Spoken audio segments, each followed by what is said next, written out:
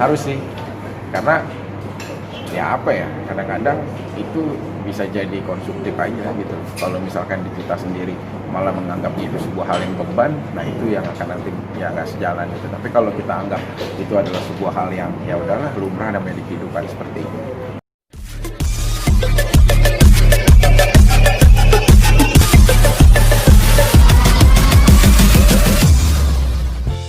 Sama Rans ajak untuk jadi hostnya bareng sama Raffi, bareng sama Dewi. Jadi nanti bisa jadi sesuatu yang menarik pastinya gitu. Ya ikutin flow-nya aja, nanti mainnya seperti apa, pasti kan ada konten dari semua masing-masing karakter pesertanya. Nanti kita bikin seru aja biar suasananya tuh jadi nggak monoton hanya untuk memperlihatkan aja, tapi ada sisi gimmick apa yang kita bangun nanti di dalam saat tayang itu. Konsep sendiri seperti apa sih? Acaranya dulu lebih cenderung memberikan mereka pelajaran atau seperti apa? Ya jadi nanti kayak ngebagi, mungkin kayak ngepromot segala sesuatu dari wah ini kelebihannya seperti ini, nanti gua akan nge-present mungkin beberapa orang gitu, karena konten nanti kreatifnya masih dalam sebuah proses ya, dari Run sampai si Antv gitu. Cuma karena host mungkin di situ akan mempresent, akan lebih menarik aja, karena kan nanti juga ada juri-jurinya, bagaimana kita bisa tektokan sama juri-jurinya, sama si pesertanya, itu jadi sebuah satu kesatuan. Nah, merasa beban nggak sih? Istilahnya lo kan dianggap sebagai salah satu influencer juga gitu. Nah, lo merasa ada beban seperti itu nggak? Nggak juga sih, karena ringan aja.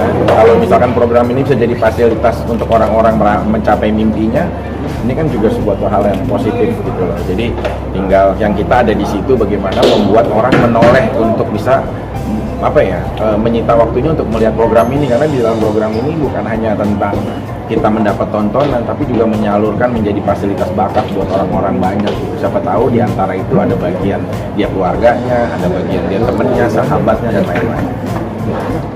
Bakal ngasih ilmu apa nih ke mereka? Yang pasti senjata gue ya, filosofi gitu. Jadi bagaimana ya kalau misalkan jadi influencer nanti kan juga punya kisah cinta, nah itu sih. Nanti gue akan lebih membagi kegagalan gue kepada mereka para generasi agar mereka tidak jadi gagal kayak seperti gue. Jadi saat influencer nanti juga di karantina, kita nggak tahu nanti apakah ada tumbuh rasa cinta dari satu peserta lain ke peserta lain gitu. Nah di situ tugas gue untuk menjaga perasaan cintanya mereka, gitu, memberikan filosofi dan lain-lain. Oke guys. Ya. Tapi emang lu sendiri kan dibilangnya influencer sensasi. Lu emang aku banyak sensasi bagaimana sih? Ya nggak apa-apa kalau misalkan awal untuk sebagai jembatan orang menilai seperti apa, tapi kan dengan alhamdulillah 7 tahun berkarya di entertain itu membuktikan kita bisa bertahan gitu loh, di dalam situasi yang tadinya awalnya menganggap sensasi, tapi kita malah jadi sesuatu yang beda gitu. Nanti belakangannya barulah kita tunjukin kita host, kita bisa main metal, kita nge-rap, kita bisa main sketsa, kita bisa nyiptain filosofi lain-lain gitu. Jadi kalau segala sesuatu di awal jangan langsung ditunjukin bakatnya di depan, karena belum tentu itu akan jadi menarik buat orang. Tapi kalau orang mengenal dari sensasionalnya, nah nanti mementes diri dia untuk membuktikan kehebatan dia di belakangnya pelan-pelan. Itu jadi bonus yang menarik loh. Jadi sensasi itu penting ya, Mas Diki ya? Harus sih, karena ya apa ya, kadang-kadang itu bisa jadi konsumtif aja gitu. Kalau misalkan di kita sendiri malah menganggap itu sebuah hal yang beban, nah itu yang akan nanti ya nggak sejalan gitu. Tapi kalau kita anggap itu adalah sebuah hal yang ya udahlah lumrah namanya di kehidupan seperti itu.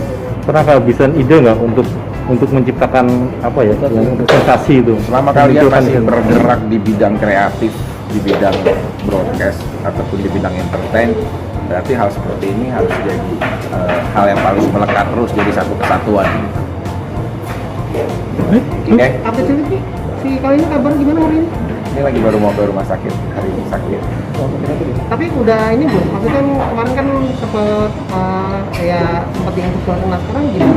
Ya sekarang masih di terus perawatannya juga lebih ini, karena kondisi badannya udah mulai demam, terus kurus juga sih, pasti dia kurus banget sekarang, udah turun berapa kilo nggak tahu, tapi udah kurus banget, makannya sulit.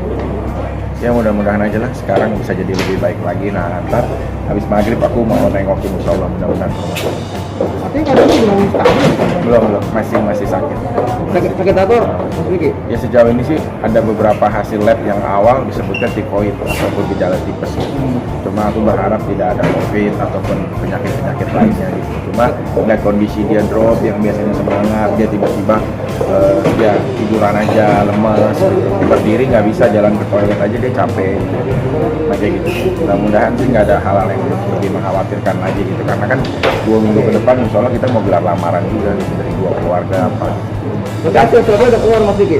Belum, nanti malam. Tapi itu benar artinya tanggal 2 minggu lagi lu bakal ngajak lamaran? Iya, kita udah gelar kan. Insya Allah keluarganya Kalina, keluarganya aku, kita udah nyiapin. Kan rangkaian sampai menuju Februari kita kan ada pengajian, lamaran dan lain-lain. Lamarannya akan ada perayaan mungkin apa konsep adat-adat gitu pakai nggak? Kan kemarin ada Ada siraman di sini. Kan ada siraman apa gitu. Nanti bisa ketahuan seperti itu. Apa di kediaman Kalina kah atau mungkin di mana? Di kediaman aku sampai dulu. Ya. Oke. Pokoknya ini lagi tunggu sembuhannya Kalina, mudah-mudahan bisa lebih segera mungkin. Ya. Persiapan buat lamaran sendiri udah sejauh mana? Mungkin semuanya udah sewa-sewa semua udah siap. Ya ini lagi kondisinya seperti ini kan. Tapi kalau dari bajunya, baju keluarga aku, keluarga dia udah semua, bajunya dia, bajunya aku. Terus baju yang buat siramannya juga udah semua, orang yang ngelakuin siramannya juga ada, yang pengajian, nanti keluarga aku siapa, keluarga dia siapa, udah semua. Ini tinggal tunggu sembuhannya Kalina aja bro. Ya tinggal mudah-mudahan sembuhannya lebih segera. Oke, guys. Terima kasih. Ayo. Sedikit kondisi Kalina sekarang mungkin seperti apa? Yang pasti aku sih dari hasil swab PCR-nya menyatakan kalau dia itu negatif gitu.